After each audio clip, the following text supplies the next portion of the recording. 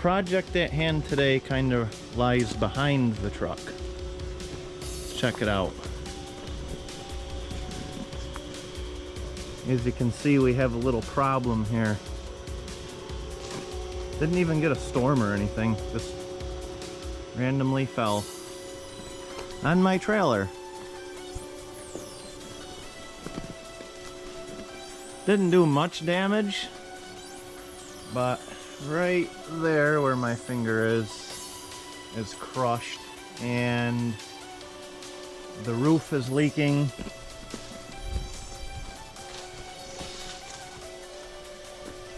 And everything in here is getting wet when it rains. So this is a pretty big tree. This tree's been here, I've lived here since 1996. And this has just been a big tree, and every year things fall off of it, and like probably 4 or 5 leaders, branches, whatever you want to call it, fell over the years and broke the pool fence a bunch of times and just caused trouble. So yeah, well, you know what, at least it wasn't anything super important. This trailer is just used for storage, so it's not a big deal. I'll get it off of there and then just patch the roof with some fiberglass. But this is a pretty dangerous situation that's going on right here. I mean, these are some massive limbs, and this whole tree is like on the verge of coming down. Check this one out. So that one fell. This is the back side of that went that way, and this one here actually separated and is actually just leaning on that one. So both of these are basically going to come down at any time. The only one that looks like it's standing pretty solid is this one. But the good part about these ones is if that one or these two or even those ones come down, I have to get that military trailer out of the way, but they're not going to damage anything. The only thing they're going to damage is that fence right there, and it's really not a big deal if it damages that because that's just wire. So I'm probably not going to worry about them right now. I'm just going to let Mother Nature take them down, because this is a very dangerous situation right here, unless you have like really heavy equipment and stuff just to rip them down. Alright, so here we are on top of the trailer, and this really ain't a safe place to be, because if those trees were to fall right now, and they've been on there for about a week now, but if they were to fall right now, they'd come right into me and wouldn't be good. So I'm not going to waste too much time up here. But it's like 14 feet in the air. Feels like I'm on a skyscraper, just because I hate heights. I don't like getting up on roofs. But I haven't been up on this trailer in years to patch anything, so I'm hoping it's going to hold my amount of weight, I guess.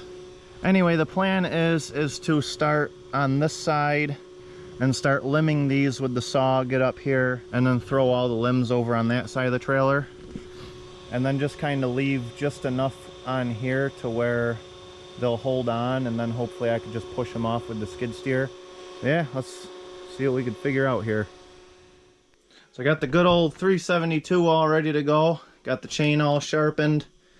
This chain's seen some better days, but it's got a little life left in it, and I just ran out today and got a brand new chain in case I need it, because there's probably going to be some hardware in that tree towards the bottom, because as a kid I remember making like tree forts and just who knows what, nailing things to that. So pretty much guaranteed to run into some hardware on the lower side of that, so want to have some extra change in case I need them.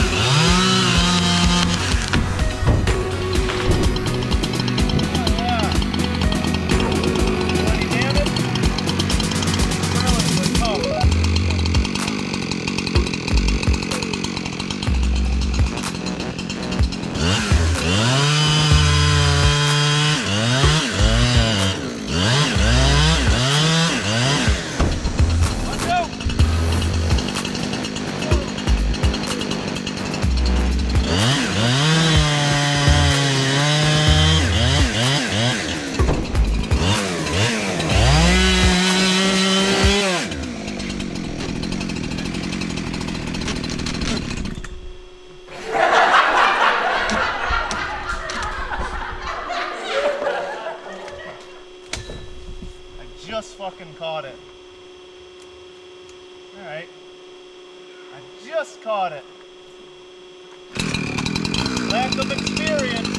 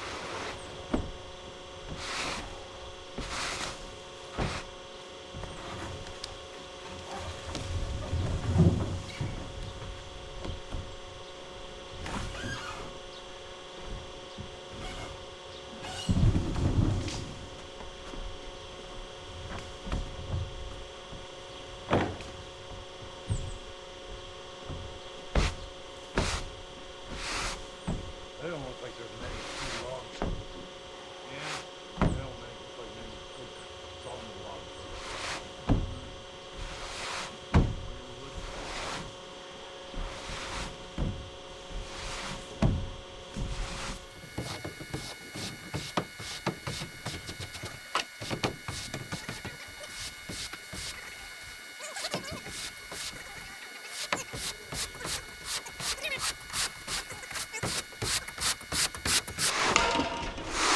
A lot of firewood, that's for sure. Alright, now that I got it all swept off, we can assess the damage here. Looks like I got a crack there.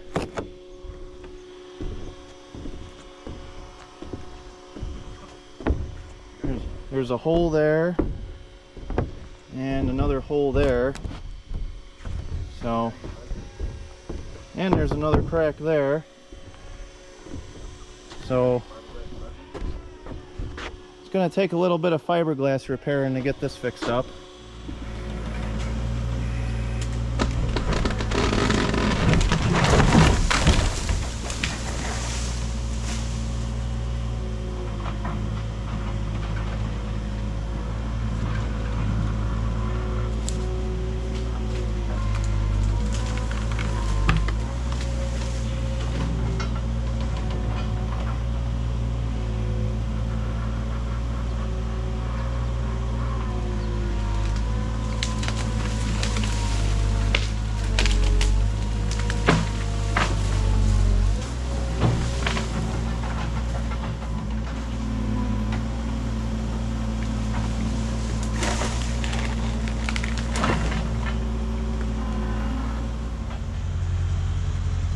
Alright, well, I'd like to say the most dangerous part of this operation is pretty much over with.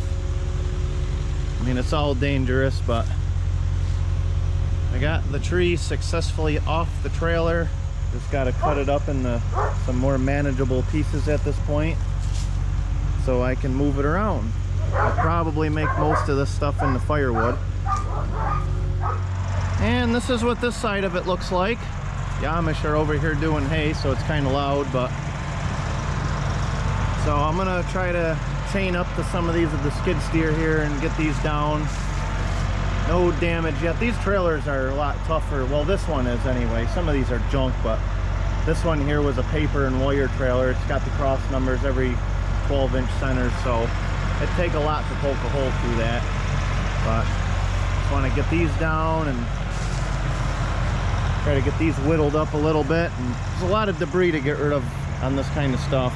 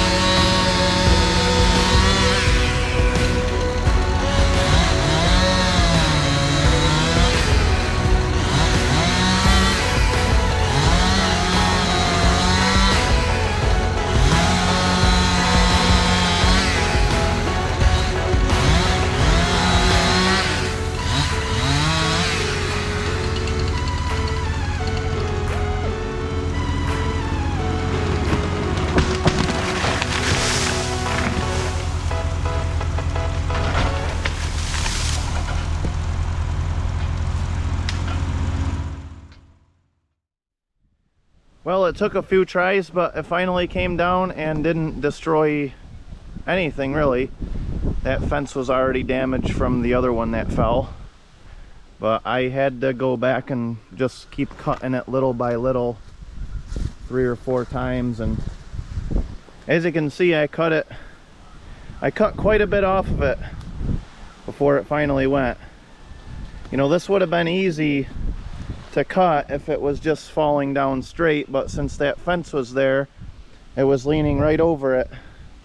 So I didn't want to just cut it down because it would have destroyed that fence, but it didn't. It just knocked the gate down, and that's the only thing that happened. It just basically knocked the gate right off the hinges and nothing. I just put it right back on and it's fine. So, but yeah, you know, it's definitely not the way you would have cut a tree down if you were just cutting it down. It was a mixture between trying to get it down and pull it that way fast enough before it landed on that fence. So there's probably 100 different ways you can cut it, but as far as I'm concerned, I aced it and nothing got destroyed. So the rest of these I'm just going to leave for now, because if they fall, they're not going to hurt anything. If that one falls, that one, that one, that one, that one, or that one, they're not going to hurt the trailer or the fence. They're just going to go that way. So that's a pretty dangerous situation going on here to try to cut down, and it's not even worth it to me to try to put myself in jeopardy to cut these down. All these are all intertwined together, so when those fall, it's going to take other branches down. It's just not worth it. I'll let them come down on their own. Nothing gets parked back here, nobody plays back here or anything, so who cares?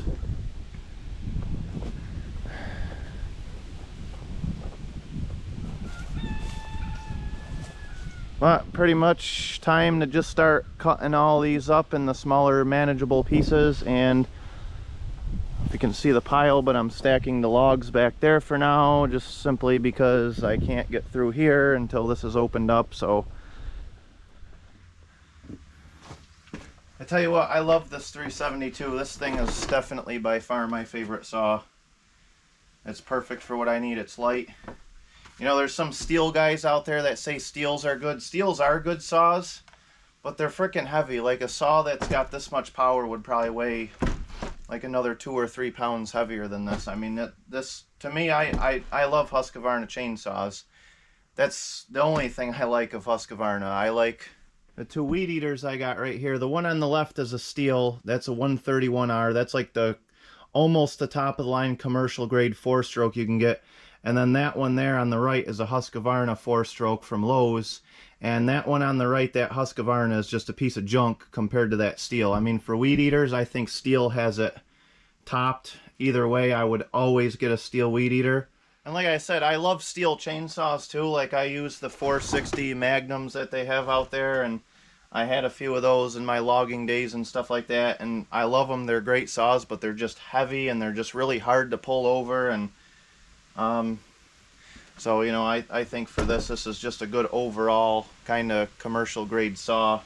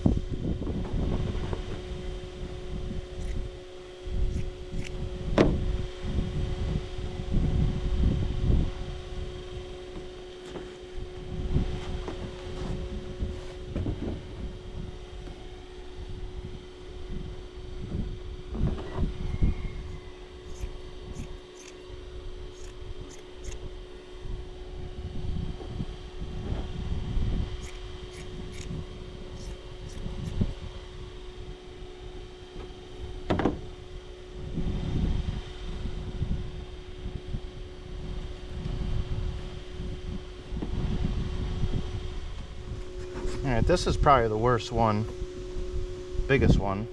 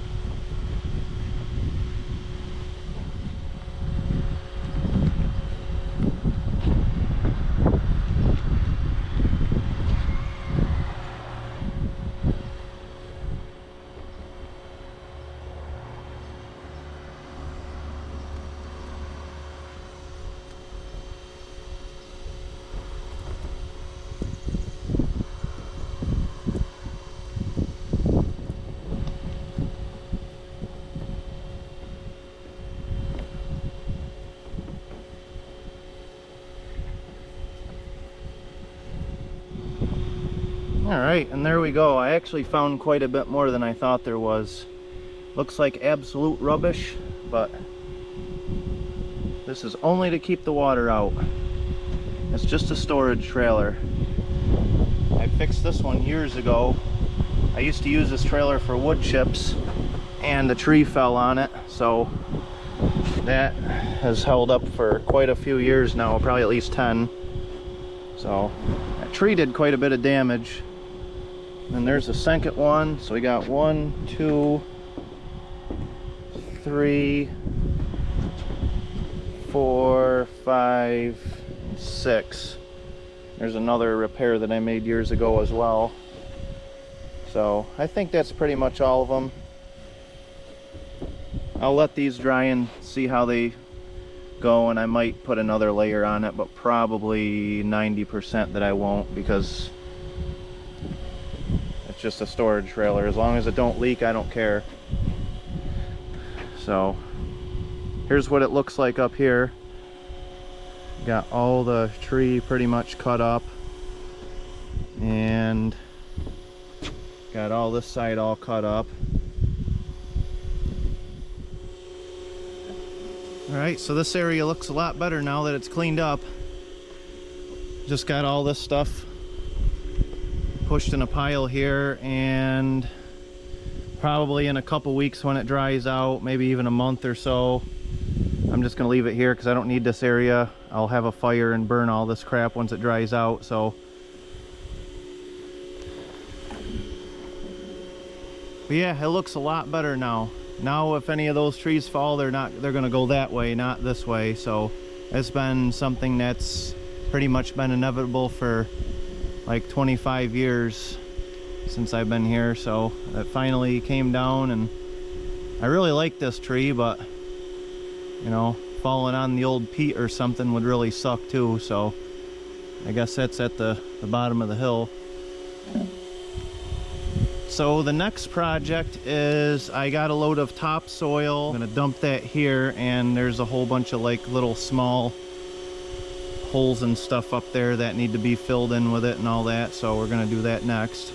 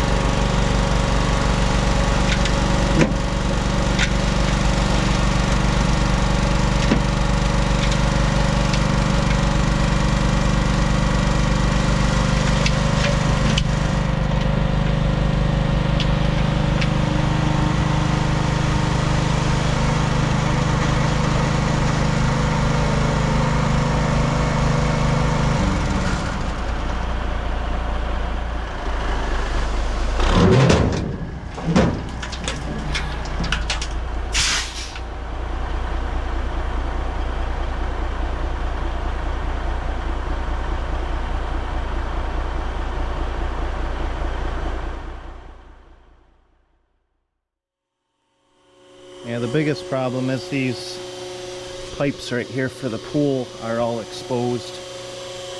Had some water run-out problems, washout problems here, so and there's like a big trench here that you can't really see on camera that good. That's pretty much the main thing. There's another one right there.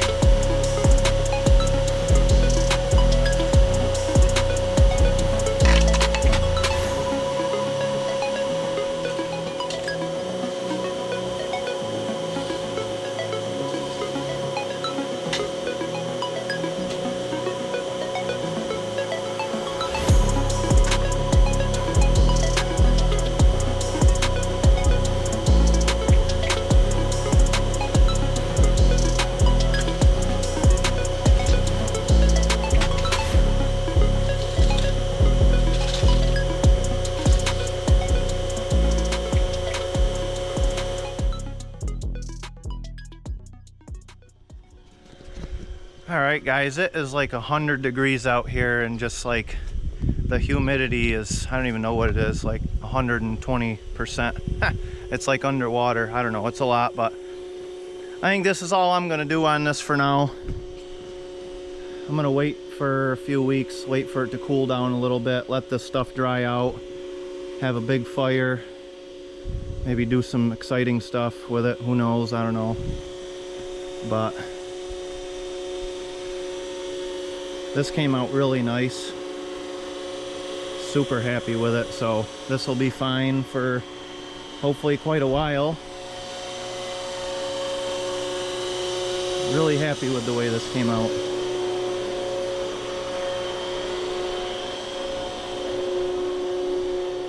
I had a little bit more than I expected, so I put some over here. Filled in some of these low spots. I'm really happy with this topsoil. This is the first time I bought this stuff. It's really nice stuff.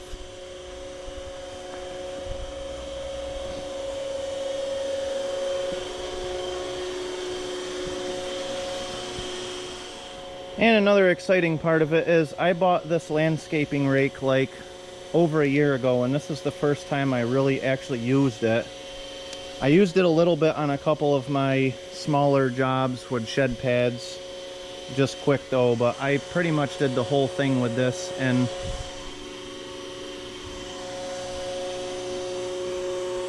this is like almost 4 feet. It might be 4 feet, I don't know. Heat's getting to me, but these things are just awesome for doing a nice job. You can see it's just like a land plane. Just what a nice job. So this was kind of expensive, but if you're in this kind of business, this thing is definitely a must-have, without a doubt. You could do a lot with a regular rake, but then if you go over it with this, it just like puts it on a whole new level. So I'm wicked happy with this rake.